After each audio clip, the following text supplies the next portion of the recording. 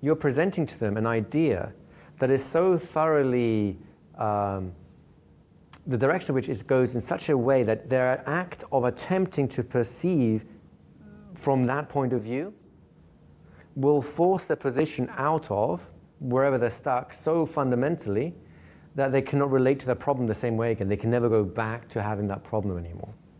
Can I give you an example of this one? A mind-bending moment in action which has nothing to do with someone done by someone in family therapy who has no concept of mind-bending language but still did it, right?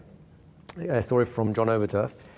His family, when he was a family therapist, was his first part of his training, and his supervisor had this following scenario. They had a relatively common in family therapy, an overattached mother and child. Mother divorced and living her life for a child. She's overattached to him and constantly making this poor little teenage kid into a substitute husband. You've seen, if not, you've at least heard, if not seen, the actual dynamic in action before, right?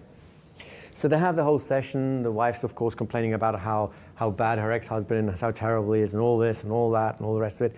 Meanwhile, the therapist is seeing all these really inappropriate signals between mother and son. They're not really your typical mother and son healthy relationship signals, right?